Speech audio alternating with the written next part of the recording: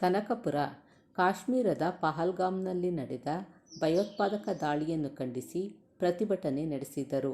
ಪ್ರಗತಿಪರ ಸಂಘಟನೆಗಳು, ಕರ್ನಾಟಕ ರಾಜ್ಯ ರೈತ ಸಂಘ ಮತ್ತು ಶ್ರೀರಾಮ ಸೇನೆ ವತಿಯಿಂದ ಕನಕಪುರದ ಎಂಜಿ ರಸ್ತೆಯ ಗಾಂಧಿ ಪ್ರತಿಮೆ ಬಳಿ ಪ್ರತಿಭಟನೆ ನಡೆಸಿ ಉಗ್ರರ ದಾಳಿಯನ್ನು ಖಂಡಿಸಿದರು ಮತ್ತು ದಾಳಿಯಿಂದ ಸಾವನ್ನಪ್ಪಿದವರಿಗೆ ಶ್ರದ್ಧಾಂಜಲಿ ಸಲ್ಲಿಸಿ ಮೌನಾಚರಣೆ ಮಾಡಿದರು. ನಂತರ ಮಾತನಾಡಿದ ಸಂಘಟನೆಗಳ ಮುಖ್ಯಸ್ಥರು, ಪ್ರಧಾನಿ ನರೇಂದ್ರ ಮೋದಿಯವರು ಉಗ್ರರ ದಾಳಿಯನ್ನು ಖಂಡಿಸಿ ಉಗ್ರರ ದಮನಕ್ಕೆ ಕೈಗೊಂಡಿರುವ ಕ್ರಮಗಳು ಸರಿಯಾಗಿದ್ದು, ಉಗ್ರರನ್ನು ಪೋಷಣೆ ಮಾಡುತ್ತಿರುವ ಪಾಕಿಸ್ತಾನಕ್ಕೆ ತಕ್ಕ ಪಾಠ ಕಲಿಸಬೇಕು ಎಂದು ಆಗ್ರಹಿಸಿದರು. ಪ್ರತಿಭಟನೆಯಲ್ಲಿ ಜಯ ಕರ್ನಾಟಕ ಜನಪರ ವೇದಿಕೆ ರಾಜ್ಯ ಸಲಹೆಗಾರರಾದ ಕುಮಾರಸ್ವಾಮಿ, ಕರ್ನಾಟಕ ರಾಜ್ಯ ರೈತ ಸಂಘದ ಸಂಚಾಲಕ ಚೀಲೂರು ಮುನಿರಾಜು, ಶ್ರೀರಾಮ ಸೇನೆ ಜಿಲ್ಲಾಧ್ಯಕ್ಷ ನಾಗಾರ್ಜುನ್, ನಗರಸಭಾ ಸದಸ್ಯ ಸ್ಟುಡಿಯೋ ಚಂದ್ರು, ಮುನಿಸಿದ್ದೇಗೌಡ, ಕೋಟೆಕಿಟ್ಟಿ, ರಮೇಶ್ ಮುಂತಾದವರು ಭಾಗವಹಿಸಿದ್ದರು. ಬೇಕೇ ಬೇಕು ನ್ಯಾಯ ಬೇಕು, ಬೇಕೇ ಬೇಕು ನ್ಯಾಯ ಬೇಕು. ಉಗ್ರಗಾಮಿ ಚಟುವಟಿಕೆಯನ್ನು ಪ್ರೋತ್ಸಾಹಿಸುತ್ತಿರುವ ಪಾಕಿಸ್ತಾನಕ್ಕೆ ಧಿಕ್ಕಾರ, ಧಿಕ್ಕಾರ. ಪಾಕಿಸ್ತಾನಕ್ಕೆ ಧಿಕ್ಕಾರ, ಧಿಕ್ಕಾರ. ಪಾಕಿಸ್ತಾನಕ್ಕೆ ಧಿಕ್ಕಾರ, ಧಿಕ್ಕಾರ. ಇವತ್ತೇನು ಜಮ್ಮು ಕಾಶ್ಮೀರದಲ್ಲಿ ನಡೆದಿರತಕ್ಕಂಥ ಉಗ್ರಗಾಮಿ ಚಟುವಟಿಕೆಯನ್ನು ಖಂಡಿಸ್ತಾ ಜಯ ಕರ್ನಾಟಕ ಜನಪರ ವೇದಿಕೆ, ಕರ್ನಾಟಕ ರಾಜ್ಯ ರೈತ ಸಂಘ ಮತ್ತು ಶ್ರೀರಾಮ ಸೇನೆ ಎಲ್ಲ ನಮ್ಮ ಪ್ರಗತಿಪರ ಸಂಘಟನೆಗಳು ಇವತ್ತಿಗೆ ಸೇರಿದ್ದೀವಿ. ಇದನ್ನು ಉಗ್ರವಾಗಿ ಖಂಡಿಸ್ತಾ ಇದ್ದೇವೆ. ಇಂಥ ಘಟನೆಗಳು ಮರುಕಳಿಸಬಾರ್ದು. ಶಾಶ್ವತವಾಗಿ ಉಗ್ರಗಾಮಿಗಳ ಬೇರನ್ನು ಕಿತ್ತೆಸಬೇಕು ಅಂತಂತೇಳಿ ನರೇಂದ್ರ ಮೋದಿಯವರಿಗೆ ನಾನು ಹೋರಾಟಗಾರರ ಎಲ್ಲರ ಪರವಾಗಿ ನಾನು ವಿನಂತಿ ಮಾಡಿಕೊಳ್ತೀನಿ. ಈ ದೇಶದ ರಾಷ್ಟ್ರಪತಿಗಳು ಆಗಿರ್ತಕ್ಕಂಥ ಮುರ್ಮುರವರು ಕೂಡ ಇದನ್ನು ಮಧ್ಯಪ್ರವೇಶ ಮಾಡಿ ಇದು ಅಂತರ ರಾಷ್ಟ್ರಗಳ ಒಪ್ಪಂದ ಏನಿದೆ, ಈಗೇನು ನಿರ್ಧಾರವನ್ನು ಮೋದಿಯವರು ತೆಗೆದುಕೊಂಡಿದ್ದಾರೆ, ಇದು ನದಿ ನೀರು, ಸಿಂಧೂ ನದಿ ನೀರನ್ನು ನಿಲ್ಲಿಸ್ತೀವಿ ಅಂತೇಳಿ ಏನು ಇದೊಂದು ಒಳ್ಳೆ ದಿಟ್ಟ ನಿರ್ಧಾರವನ್ನು ತಗೊಂಡಿದ್ದಾರೆ. ಅದಕ್ಕೆ ಅನುಮೋದನೆಯನ್ನು ಕೊಡಬೇಕು. ಇನ್ನು ಯಾವುದೇ ಕಾರಣಕ್ಕೂ ಕೂಡ ಅವ್ರ ಮೇಲೆ ಶಾಂತಿ ಸಂಧಾನ ಮಾಡುವುದನ್ನು ನಿಲ್ಲಿಸಬೇಕು. ಇಂಥ ಉಗ್ರಗಾಮಿ ಚಟುವಟಿಕೆಗಳಿಗೆ ಪೋಷಣೆ ಕೊಡ್ತಿರ್ತಕ್ಕಂಥ ಯಾವುದೇ ವ್ಯಕ್ತಿಯಾಗಿರಲಿ, ಯಾವುದೇ ಪಕ್ಷದ ಮುಖಂಡರಾಗಿರಲಿ, ಯಾರೇ ಆಗಿರಲಿ, ಅವರನ್ನು ಈ ದೇಶದಿಂದ ಗಡೀಪಾರು ಮಾಡಬೇಕು. ಮತ್ತು ಈಗೇನು ವೀಸಾ ಕೊಡೋದಿಲ್ಲ ಮತ್ತು ಅಲ್ಲಿರ್ತಕ್ಕಂಥ ತಾಂತ್ರಿಕ ಅಧಿಕಾರಿಗಳನ್ನು ಓಡಿಸ್ತೀವಿ ಅಂತ ಹೇಳಿದಿರಿ, ಇವೆಲ್ಲವೂ ಕೂಡ ಯಾವುದೇ ಕಾರಣಕ್ಕೂ ಇದರಲ್ಲಿ ಸೋಲೋದು ಬೇಡ. ಈ ಕೆಲಸ ಆಗಬೇಕು. ಇಂಥ ಉಗ್ರಗಾಮಿ ಚಟುವಟಿಕೆಯನ್ನು ಯಾವುದೇ ಕಾರಣಕ್ಕೂ ನಾವು ಸಹಿಸೋದಿಲ್ಲ. ಕರ್ನಾಟಕ ನೋಡಿ, ಇವತ್ತೇನು ಆ ಘಟನೆ ನಡೆದಿದೆ, ಒಬ್ಬೊಬ್ಬರೂ ಕೂಡ ಉಗ್ರಗಾಮಿಗಳು ಇವರು ಮುಸ್ಲಿಮ್ಸಾ ಹಿಂದೂಗಳ ಅಂತೇಳಿ ಹುಡುಕಿ ಕೊಂದಿರುವಂಥದ್ದು ಇದೆಯಲ್ಲ, ಈ ಮನಸ್ಥಿತಿ ಇದೆಯಲ್ಲ, ಭಾಳ ನೋವಿನ ಸಂಗತಿ. ಒಬ್ಬೊಬ್ಬರನ್ನು ಕೂಡ ಕೊನೆಗೆ ಅವ್ರನ್ನ ಹಿಂದಿ ಮಾತಾಡಿ ನಾನು ಮುಸ್ಲಿಮ್ಸ್ ಅಂದ್ರೂ ಕೂಡ ಅವರನ್ನು ಬಟ್ಟೆಯನ್ನು ಬಿಚ್ಚಿ ಮರ್ಮಾಂಗವನ್ನು ನೋಡಿ ಅವರನ್ನು ಗುರುತು ಮಾಡಿ ಶೂಟ್ ಮಾಡಿರುವಂಥ ಈ ಏಕಕ್ಕೆ ಇದೆಯಲ್ಲ, ಅದನ್ನು ನಾವು ಭಾರತೀಯರಾಗಿ ನಮ್ಮ ಕರ್ನಾಟಕದಲ್ಲಿ ಎಲ್ಲರೂ ಕೂಡ ಪಕ್ಷಾತೀತವಾಗಿ ಖಂಡಿಸಬೇಕಾಗಿತ್ತು.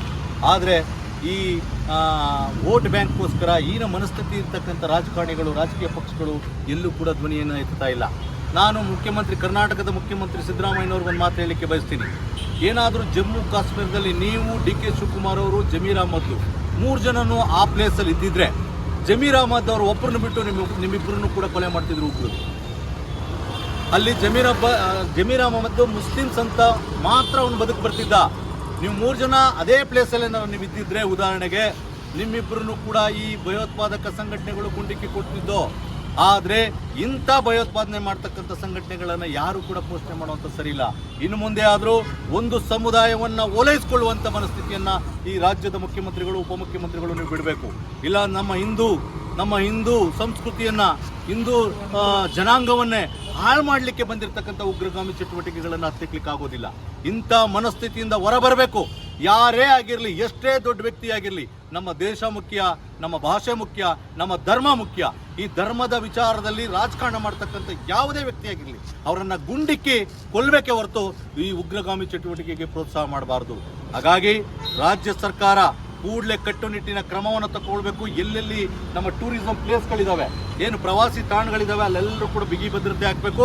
ಇಂಟೆಲಿಜೆನ್ಸಿಯನ್ನು ಅದನ್ನು ಅಪ್ಗ್ರೇಡ್ ಮಾಡಬೇಕು. ಇಂಟೆಲಿಜೆನ್ಸಿಯ ಎಲ್ಲ ವರದಿಗಳನ್ನು ತಗೊಂಡು ಜಾಗೃತರಾಗಬೇಕು. ಭಾರತ ದೇಶ ಇವತ್ತು ಕೆಲವೊಂದು ರಾಜಕಾರಣಿಗಳು ಅವರವರ ತೀಟೆ ತೀರಿಸ್ಕೊಳ್ಳಿಕ್ಕೆ ಇದರಲ್ಲಿ ರಾಜಕಾರಣವನ್ನು ಹುಡುಕ್ತಿದ್ದಾರೆ. ಇದು ದೇಶದ ವಿಚಾರ, ಇದು ಧರ್ಮದ ವಿಚಾರ, ಇದು ಭಾಷೆಯ ವಿಚಾರ. ಇಲ್ಲಿ ಯಾರೂ ಕೂಡ ರಾಜಕಾರಣವನ್ನು ಮಾಡದೆ ಎಲ್ಲರೂ ಕೂಡ ಖಂಡಿಸಬೇಕು. ಈ ಪಾಪಿ ಪಾಕಿಸ್ತಾನವನ್ನು ಈ ದೇಶದ ಭೂಪಟದಲ್ಲೇ ಕಿತ್ತು ಒಗಿಬೇಕು. ಕೂಡಲೇ ಅವ್ರ ಮೇಲೆ ಯುದ್ಧವನ್ನು ನಮ್ಮ ಭಾರತ ಸರ್ಕಾರ ಮಾಡಬೇಕು. ಮಾಡು ಇಲ್ಲವೇ ಮಡಿ ಅಂತಕ್ಕಂಥ ನಿರ್ಧಾರವನ್ನು ನರೇಂದ್ರ ಮೋದಿಯವರು ಮಾಡಬೇಕು ಅಂತೇಳಿ ನಿಮ್ಮ ಮಾಧ್ಯಮದ ಮೂಲಕ ಕೇಳಲಿಕ್ಕೆ ನಾನು ಬಯಸ್ತೇನೆ. ಇನ್ನೂ ಹೆಚ್ಚಿನ ಜನರು ಮಾತಾಡೋದಿದ್ದಾರೆ. ನಮ್ಮ ನಾಗಾರ್ಜುನ್ ಮಾತಾಡ್ತಾರೆ, ನಮ್ಮ ಮುನ್ರಾಜ್ ಅವರು ಕೂಡ ಮಾತಾಡ್ತಾರೆ. ಆತ್ಮಗೌರವದ ಪ್ರಶ್ನೆ ನಾವೆಲ್ಲರೂ ಕೂಡ ಖಂಡಿಸಲೇಬೇಕು. ಉಗ್ರಗಾಮಿ ಚಟುವಟಿಕೆ ಪ್ರೋತ್ಸಾಹ ನೀಡುತ್ತಿರುವ ಪಾಕಿಸ್ತಾನಕ್ಕೆ ಬೇಕೇ ಬೇಕು, ಬೇಕೇ ಬೇಕು. ಮಾತಾಡಿ ದೇಶ ಮಾತಾಡಿ. ಕಾರ್ಯಕ್ರಮವನ್ನು ಆಯೋಜನೆ ಮಾಡಿದಂತಹ ಜೈ ಕರ್ನಾಟಕ ಸಂಘಟನೆ, ರೈತಪರ ಸಂಘಟನೆ, ಇತರ ದಲಿತ ಸಂಘಟನೆಗಳು, ಹಿಂದೂ ಸಂಘಟನೆಗಳು ಹಾಗೂ ಭಾರತೀಯ ಜನತಾ ಪಾರ್ಟಿಯ ಕೆಲವರು ಮುಖಂಡರುಗಳಿದ್ದಾರೆ. ಎಲ್ಲರಿಗೂ ಧನ್ಯವಾದವನ್ನು ತಿಳಿಸ್ತಾ, ಇನ್ನು ಸೇರಿರ್ತಕ್ಕಂಥದ್ದು ನಾವು ದುರದೃಷ್ಟಕರ ಅಂತಲೇ ನಾನಾದರೂ ಭಾವಿಸ್ತೇನೆ. ಕಾರಣ ಏನು ಅಂತ ಹೇಳಿದ್ರೆ, ನನ್ನದೇ ದೇಶದಲ್ಲಿ, ನನ್ನದೇ ಸಂಸ್ಕೃತಿ ಬೆಳೆದಂತಹ ದೇಶದಲ್ಲಿ ಮರ್ಮಾಂಗವನ್ನು ಪರಿಶೀಲನೆ ಮಾಡಿ ಗುಂಡನ್ನು ಹೊಡಿತಾರೆ ಅನ್ನೋ ಮಟ್ಟಕ್ಕೆ ದೇಶ ತಲುಪಿದೆ ಅಂತ ಹೇಳಿದ್ರೆ, ಇದಕ್ಕೆಲ್ಲ ಸಂಪೂರ್ಣ ಹೊಣೆಗಾರಿಕೆ ಈ 75 ವರ್ಷಗಳ ಆಳ್ವಿಕೆಯನ್ನು ಯಾರು ನಡೆಸಿದ್ರು ಆ ಎಲ್ಲ ರಾಜಕೀಯ ಪಕ್ಷಗಳು ಹೊಣೆಗಾರಿಕೆಯನ್ನು ಮಾಡಬೇಕಾಗತ್ತೆ. ಕೇವಲ ಕೆಲವು ಬಂದಿಗಳು ಇವತ್ತು ಏನು ಮರ್ಮಾಂಗವನ್ನು ಪರಿಶೀಲನೆ ಮಾಡಿ ಈತ ಹಿಂದೂ ಅಂತಕ್ಕಂಥದ್ದನ್ನು ಗುರುತಿಸಿದ ನಂತರ ಗುಂಡನ್ನು ಹೊಡಿತಾನೆ ಅಂತ ಹೇಳಿದ್ರೆ, ಆ ಹಂದಿಗಳಿಗೆ ಹೇಸಿಗೆಯನ್ನು ತಿಳಿಸಿ ಪೋಷಣೆಯನ್ನು ಮಾಡಿ ಬೆಳೆಸ್ತಕ್ಕಂತಹ ನಿರ್ವೀರ್ಯರಾದಂತಹ ರಾಜಕಾರಣಿಗಳು ಯಾರು? ಆ ಬಗ್ಗೆ ಮೊದಲು ದೇಶದ ನಾಗರಿಕರಾದ ನಾವು ಎಚ್ಚರಿಕೆಯನ್ನು ವಹಿಸಬೇಕಾಗತ್ತೆ. ಮುಂದುವರೆದು NRC ಆಗ್ಬೋದು, CAA ಆಗ್ಬೋದು, ವಕ್ಫ್ ಬೋರ್ಡ್ ಕಾಯ್ದೆ ಆಗ್ಬೋದು, ಟ್ರಿಬಲ್ ತಲಾಕ್ ವಿಷಯ ಆಗ್ಬೋದು, ಈ ಎಲ್ಲವನ್ನು ಬಂದಂತಹ ಕಾಲದಲ್ಲಿ ಸೋಕಾಲ್ಡ್ ಬುದ್ಧಿಜೀವಿಗಳು, ಪ್ರಗತಿಪರರು ಅಂತಕ್ಕಂತಹ ವ್ಯಕ್ತಿಗಳು ತಕ್ಷಣ ಬೀದಿಗಿಳಿತಾ ಇದ್ರು. ಈಗೇನು ಅವ್ರ ಬಾಯಿಗೆ ಹಂದಿ ಲದ್ದಿ ಹೋಗಿದ್ಯಾ ಸ್ವಾಮಿ, ಯಾವ ಮೂಲೆಯಲ್ಲಿದ್ದೀರಿ? ಮಾನ್ಯ ಉಪಮುಖ್ಯಮಂತ್ರಿಗಳು ನಮ್ಮ ಬ್ರದರ್ಸ್ ಅವರು ಅಂತ ಹೇಳ್ತಾರೆ ಮುಸಲ್ಮಾನರ ಒಂದು ಕಾರ್ಯಕ್ರಮದಲ್ಲಿ. ನಿಮ್ಮ ಪರವಾಗಿ ನಾನಿದ್ದೇನೆ ಅಂತ ಹೇಳ್ತಾರೆ. ನಮ್ಮ ಪ್ರಗತಿಪರ ಒಕ್ಕೂಟದ ಅಧ್ಯಕ್ಷರು ಈಗ ತಾನೇ ತಿಳಿಸ್ತಾ ಇದ್ರು. ಸ್ವಾಮಿ, ಮುಂದಿನ ದಿನಗಳಲ್ಲಿ ಕಾಶ್ಮೀರಕ್ಕೆ ಮುಖ್ಯಮಂತ್ರಿಗಳ ಮಗ, ಉಪಮುಖ್ಯಮಂತ್ರಿಗಳ ಮಗ, ಜಮೀರ್ ಅಹಮದ್ ಖಾನ್ರ ಮಗ ಪ್ರವಾಸಕ್ಕೆ ಅಂತ ಹೋದ್ರೆ ವಾಪಸ್ ಬರ್ತಕ್ಕಂಥದ್ದು ಜಮೀರ್ ಅಹಮದ್ ಖಾನ್ ಮಾತ್ರ. ಆತನ ಮಗನೇ ಇಲ್ಲಿ ಬಂದು ಮುಖ್ಯಮಂತ್ರಿ ಆಗ್ತಾನೆ ಹೊರತುಪಡಿಸಿದ್ರೆ DK ಶಿವಕುಮಾರ್ ಮಗ ಆಗ್ಲಿ, ಸಿದ್ದರಾಮಯ್ಯ ಮಗ ಆಗ್ಲಿ ವಾಪಸ್ ನೀವು ಕರ್ನಾಟಕ ನೋಡೋದಿಲ್ಲ ಸ್ವಾಮಿ. ಇದನ್ನ ತಪ್ಪಿಸ್ಬೇಕು ಅಂತ ಹೇಳಿದ್ರೆ ಈ ರಾಜಕಾರಣಿಗಳ ಹಿಂದೆ ನಿಂತ್ರೆ ಯಾವುದೇ ಪ್ರಯೋಜನ ಇಲ್ಲ. ಇವ್ರಿಗೆ ದೇಶ ಬೇಕಾಗಿಲ್ಲ, ಭಾಷೆ ಬೇಕಾಗಿಲ್ಲ, ಜಾತಿ ಬೇಕಾಗಿಲ್ಲ. ಅವ್ರಿಗೆ ಬೇಕಾಗಿರೋದು ಮುಸಲ್ಮಾನರ 4 ವೋಟುಗಳು ಮಾತ್ರ. ನಮ್ಮಲ್ಲಿ ಜಾತಿ ವ್ಯವಸ್ಥೆಯಿಂದ ಒಡೆದೋಗಿರ್ತಕ್ಕಂಥ ಪರಿಸ್ಥಿತಿಯನ್ನು ದುರುಪಯೋಗ ಪಡಿಸ್ಕೊಂಡು ಕಾಶ್ಮೀರದಲ್ಲಿ ಏನು 370ನೇ ವಿಧಿಯನ್ನು ರದ್ದುಗೊಳಿಸಿದ್ರು ಅದನ್ನು ಪುನಃ ಜಾರಿ ಮಾಡಬೇಕು ಅಂತ ಒಳಸಂಚನ್ನ ನಡೆಸ್ತಾ ಇರ್ತಕ್ಕಂಥದ್ದು. ಯಾಕೆ ಅಂತ ಹೇಳಿದ್ರೆ, ಹಿಂದೂ ಸಮುದಾಯ ಅಲ್ಲಿ ಪ್ರವಾಸಕ್ಕೆ ಹೋಗುತ್ತೆ, ಜಾಗವನ್ನು ಖರೀದಿ ಮಾಡ್ತಾರೆ, ರಾಜ್ಯ ಅಭಿವೃದ್ಧಿ ಆಗುತ್ತೆ. ಅಲ್ಲಿ ಇರ್ತಕ್ಕಂತಹ ಕೆಲವು ಮುಸಲ್ಮಾನ್ ಮುಖಂಡರುಗಳಿಗೆ, ಜಾತ್ಯತೀತರು ಅಂತ ಹೇಳ್ತಕ್ಕಂತಹ ಲದ್ದಿಜೀವಿಗಳಿಗೆ ಇದು ಆಗಬೇಕಾಗಿಲ್ಲ. ಹಾಗಾಗಿ ಈ ರೀತಿಯ ದಾಳಿಗಳು ನಡ್ತಾ ಇದೆ. ನಾನು ಒಂದು ಕ್ಷಮೆಯನ್ನ ಪ್ರಧಾನಮಂತ್ರಿಯವರಲ್ಲೇ ಕೇಳ್ತೇನೆ. ತಮ್ಮ ಗಡುಸು ನಿರ್ಧಾರವನ್ನ ಇಲ್ಲಿವರೆಗೂ ಪ್ರಕಟಿಸಿಲ್ಲ ಅಂತ ಹೇಳಿ ನಾನು ನಿನ್ನೆ ಅವ್ರ ಮೇಲೆ ವಾಗ್ದಾಳಿಯನ್ನ ಮಾಡಿದ್ದೆ.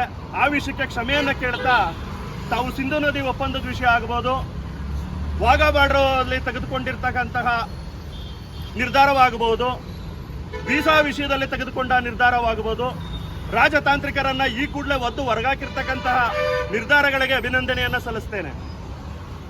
30 ಜನ ಹಿಂದೂಗಳ ತಲೆ ಹೋದ್ರೆ ಹಿಂದೂಗಳಿಗೆ ನಮಗೆ ಸಮಾಧಾನ ಆಗಬೇಕು, ನಿಜವಾದ ಭಾರತೀಯರಿಗೆ ಸಮಾಧಾನ ಆಗಬೇಕು ಅಂತ ಹೇಳಿದ್ರೆ ಮೋದಿಜಿಯವರಲ್ಲಿ ನಾನೊಂದು ಪ್ರಾರ್ಥನೆಯನ್ನ ಮಾಡ್ತೇನೆ. ನಮಗೆ 30,000 ಹಂದಿಗಳ ತಲೆ ಬೇಕಾಗಿದೆ ಸ್ವಾಮಿ. ಕೇವಲ 2-3 ಜನನ್ನ ನೀವು ಮಾಧ್ಯಮಗಳಲ್ಲಿ ತೋರಿಸಿ ನಮ್ಮನ್ನ ಯಾವುದೇ ಕಾರಣಕ್ಕೂ ಸಮಾಧಾನವನ್ನ ಪಡಿಸ್ಲಿಕ್ಕೆ ಆಗೋದಿಲ್ಲ. ಜೊತೆಗೆ ಮುಂದುವರೆದು ನಮ್ಮ ದುರ್ದೈವ ಇಲ್ಲಿ ಕೆಲವು ಕಾಂಗ್ರೆಸ್ ಮುಖಂಡರು ಅಂತ ಹೇಳಲಿಕ್ಕೆ ಬಯಸೋದಿಲ್ಲ, ಮಂತ್ರಿಗಳನ್ನ ನಾನು ಪುಡಾರಿಗಳು ಅಂತ ಹೇಳಿ ಕರೆಯಕ್ಕೆ ಬಯಸ್ತೇನೆ. ಅವರ ಅಪ್ಪ ಅಲ್ಲೇನೋ ಅಧಿಕಾರದಲ್ಲಿದ್ದ ಅನ್ನೋ ಕಾರಣಕ್ಕೆ ಈ ಮರಿಕಾಗೆ ಈ ದಾಳಿಯನ್ನು ಸಮರ್ಥಿಸ್ಕೊಳ್ತಕ್ಕಂಥ ಹೇಳಿಕೆಯನ್ನ ಕೊಡ್ತಾನೆ. ಅಲ್ಲೆಲ್ಲ ಗುಜರಿ ವ್ಯಾಪಾರ ಮಾಡ್ಕೊಂಡು ಕೂತಿದ್ದಂತಹ ವಾದ್ರ ಅಂತಕ್ಕಂಥ ವ್ಯಕ್ತಿ ಮುಸಲ್ಮಾನರಿಗೆ ಸಮಸ್ಯೆ ಆಗ್ತಿದೆ, ಹಾಗಾಗಿ ಈ ರೀತಿ ಘಟನೆ ಜರುಗ್ತಾ ಇದೆ ಅಂತ ಹೇಳ್ತಾನೆ.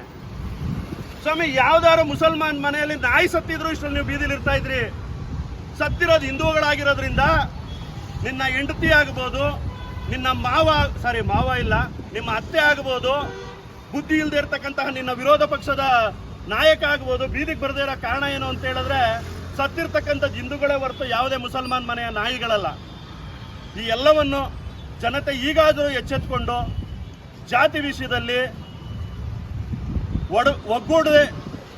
ಒಡೆದೋಗೋ ಬದಲಿಗೆ ಒಗ್ಗಟ್ಟನ್ನು ಪ್ರದರ್ಶನ ಮಾಡಿ ನಾವೆಲ್ಲ ಹಿಂದೂ, ನಾವೆಲ್ಲ ಒಂದು ಅಂತ ಮುಂದುವರಿಲಿಲ್ಲ ಅಂತ ಹೇಳಿದ್ರೆ ಇವತ್ತು ಕಾಶ್ಮೀರದಲ್ಲಿ ಆಗಿರ್ತಕ್ಕಂಥದ್ದು ನಾಳೆ ಕರ್ನಾಟಕಕ್ಕೆ ಬರುತ್ತೆ, ಕರ್ನಾಟಕಕ್ಕೆ ಬಂದ್ಮೇಲೆ ಬೆಂಗಳೂರಿಗೆ ಬಂದಿರುತ್ತೆ, ಬೆಂಗಳೂರಿಗೆ ಬಂದ್ಮೇಲೆ ಕನಕಪುರಕ್ಕೂ ಬರುತ್ತೆ, ನಮ್ಮ ಅಡುಗೆ ಮನೆವರೆಗೂ ಬರ್ತಾರೆ ಈ ಹಂದಿಗಳು ಅಂತ ಹೇಳ್ತಾ ಸತ್ತಿರ್ತಕ್ಕಂಥ 30 ಜನ ಹಿಂದೂ ಸೋದರರಿಗೆ ಶ್ರದ್ಧಾಂಜಲಿಯನ್ನು ಸಲ್ಲಿಸ್ತಾ ನನ್ನ ಮಾತನ್ನು ಮುಗಿಸ್ತೇನೆ.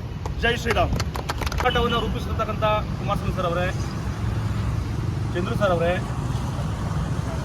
ನಾಗಾರ್ಜುನ ಸರ್ ಅವರೇ, ಮತ್ತೆಲ್ಲ ನಮ್ಮ ರೈತ ಸಂಘದ ಎಲ್ಲ ಮುಖಂಡರೇ ಹಾಗೂ ಕರ್ನಾಟಕ ಜನಪದ ವೇದಿಕೆಯ ಎಲ್ಲ ಯುವಕರೇ ಮತ್ತು ಪ್ರತಿಭಟನಾ ಘಟನೆಯ ಎಲ್ಲ ನಾಯಕರೇ ಹಾಗೂ ಸಾರ್ವಜನಿಕ ಬಂಧುಗಳೇ, ಭಾರತ ಸರ್ವಜನಾಂಗದ ಶಾಂತಿಯ ತೋಟ. ಇದನ್ನು ಯಾರೂ ಕೂಡ ಕಲಹ ಮಾಡಲಿಕ್ಕೆ ಸಾಧ್ಯ ಇಲ್ಲ. ಬಹುಶಃ ಪಾಕಿಸ್ತಾನಕ್ಕೆ ಕೇಡುಗಾಲ ಬಂದಿರಬೇಕು ಅಂತ ಅನಿಸುತ್ತೆ. ಇವತ್ತು ನಮ್ಮಲ್ಲಿ 21 ಜನ, ಇವತ್ತೇನು 28 ಜನನ ನೀವು ಸುಟ್ಟಾಕಿರ್ಬೋದು, ಆದರೆ ಭಾರತ ಮಾತೆ ಬಂಜೆ ಅಲ್ಲ. ನಿಮ್ಮ ಮಟ್ಟಿಗೆ ಈ ದೇಶ ಯಾವತ್ತೂ ಕೂಡ ಹೀನಾಯ ಸ್ಥಿತಿಗೆ ಹೋಗೋದು ತಲುಪೋಕೆ ಸಾಧ್ಯನೇ ಇಲ್ಲ. ಪಾಕಿಸ್ತಾನ ನಿಮ್ಮ ದೇಶದ ಗತಿ ನೋಡ್ಕೊಳ್ಳಿ ಏನಾಗಿದೆ ಅಂತ. ನೀವಲ್ಲಿ ಬದುಕೋಕ್ಕೆ ಸಾಧ್ಯ ಇದೆಯಾ? ನಿಮ್ಮ ಆರ್ಥಿಕ ಸ್ಥಿತಿ ಏನಾಗಿದೆ? ಮೊದಲು ನಿಮ್ಮ ದೇಶ ಸರಿ ಮಾಡ್ಕೊಳ್ಳಿ, ಪಕ್ಕದ ದೇಶದ ಬಗ್ಗೆ ಆಮೇಲೆ ಯೋಚನೆ ಮಾಡ್ತಕ್ಕಂಥ ಕೆಲಸನ ಮಾಡಬೇಕು. ಭಾರತ ಸರ್ಕಾರ ಎಲ್ಲೋ ಒಂದು ಕಡೆ ಸ್ವಲ್ಪ ಈ ವಿಷಯದಲ್ಲಿ ಎಡಗಿದೆ ಅಂತ ಅನಿಸುತ್ತೆ. ಒಂದು ಟೂರಿಸ್ಟ್ ಪ್ಲೇಸು ಮತ್ತು ಅವೆಲ್ಲ ಕೂಡ ಬಹಳ ಭದ್ರತೆ ಇರಬೇಕಾದಂಥ ಸ್ಥಳಗಳಲ್ಲಿ ಅಷ್ಟು ರಾಜರೋಷಕ್ಕೆ ಬಂದು ಅವರು ಶೂಟ್ ಮಾಡ್ತಾರೆ ಅಂದರೆ ಪೊಲೀಸ್ ಇಲಾಖೆ ಏನು ಮಾಡ್ತಿತ್ತು, ಇಂಟೆಲಿಜೆನ್ಸ್ ಇಲಾಖೆ ಏನು ಮಾಡ್ತಾಯಿತ್ತು? ಎಲ್ಲೋ ಒಂದು ಕಡೆ ನರೇಂದ್ರ ಮೋದಿಯವರು ನೀವು 12-13 ವರ್ಷ ಈ ದೇಶವನ್ನು ಆಳಿರ್ಬೋದು, ಆದರೆ ಯಾವತ್ತೂ ಕೂಡ ಮೈ ಮರೆಯತಕ್ಕಂಥ ಕೆಲಸವನ್ನು ಮಾಡಬಾರ್ದು. ಇದು ಭಾಳ ನೇರವಾಗಿ ಸರ್ಕಾರನೂ ಕೂಡ ಹೊಣೆಗಾರರಾಗಬೇಕಾಗುತ್ತೆ ಇದಕ್ಕೆ. ಯಾಕೆಂದರೆ ಅವ್ರು ರಾಜಾರೋಷಕ್ಕೆ ಯಾವುದೋ ಒಂದು ಮನವೊಳಗೆ ನುಗ್ಗೇನು ಹೊಡೆದಿಲ್ಲ, ಅವರು ಪಬ್ಲಿಕ್ಕೆಲ್ಲ ಹೊಡಿತಾರೆ. ಅಂದರೆ ಟೂರಿಸ್ಟ್ ಪ್ಲೇಸಲ್ಲಿ ಪೊಲೀಸ್ ಬಂದೋಬಸ್ತ್ ಯಾಕಿರಲಿಲ್ಲ, ಮಿಲಿಟ್ರೀಸ್ ಏನೂ ಇರಲಿಲ್ಲ, ಅಲ್ಲಿ ಏನು ಮಾಡ್ತಿದ್ರಲ್ಲ, ಆಮೇಲೆ ಬಂದಿದ್ದೀರಲ್ಲ. ಹಾಗಾಗಿ ಮುಂದೇನಾದರೂ ಕೂಡ ಇಂಥ ಘಟನೆಗಳು ನಡೆದಿರೋದಕ್ಕೆ ಕಟ್ಟೆಚ್ಚರ ವಹಿಸಬೇಕು ದೇಶ. ಮತ್ತು ಪಾಕಿಸ್ತಾನಕ್ಕೆ ಏನು ಈಗ ಪ್ರಧಾನಮಂತ್ರಿಗಳು ದುಷ್ಟ ನಿರ್ಧಾರವನ್ನು ಕೈಗೊಂಡಿದ್ದೀರಿ, ನೀರನ್ನು ಬಿಡೋದಿಲ್ಲ, ಮತ್ತು ಪಾಕಿಸ್ತಾನವೆಲ್ಲ ತೊಲಗಾಚೆ ಅಂತ ಹೇಳಿದಿರಿ, 24 ಗಂಟೆ ಹೊರಡಬೇಕು ಆದೇಶ ಮಾಡಿದ್ದೀರಿ. ಇದು ನಿರಂತರವಾಗಿರಬೇಕು. ಈಗ ತಾತ್ಕಾಲಿಕವಾಗಿ ಹೇಳಿ ತದನಂತರ ಸಂಧಾನ ಮಾಡ್ಕೊಂಡ್ರಿ, ಮಾತುಕತೆ ಮಾಡ್ಕೊಂಡ್ರಿ, ಈಗ ಆ ಥರ ಏನಿಲ್ಲ ಅಂದ್ಬಿಟ್ಟು ಮತ್ತೆ ನೀರು ಬಿಡೋದು, ಮತ್ತೆ ಅವ್ರಿಗೆ ಪಾಸ್ಪೋರ್ಟ್ ವೀಸಾ ಕೊಡುವಂಥ ಕೆಲಸ ಯಾವತ್ತೂ ಆಗಬಾರ್ದು.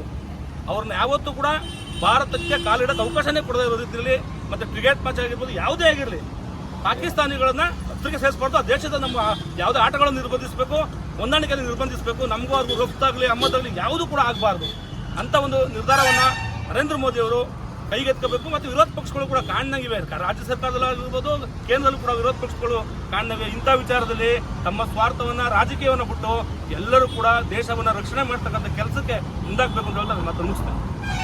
ಶಾಂತಿಯನ್ನು ಕೊಡೋಣ, ಅವರ ಕುಟುಂಬಕ್ಕೆ ಆ ಶಕ್ತಿಯನ್ನು ಬರ್ಸ್ಕೊಳ್ಳುವಂಥ ಶಕ್ತಿಯನ್ನು ಕೊಡಲಿ ಅಂತ ಹೇಳಿ 1 ದಿನಗಳ ಕಾಲ ಎಲ್ಲರೂ ಕೂಡ ಮೌನವನ್ನು ಆಚರಿಸ್ತಾರೆ.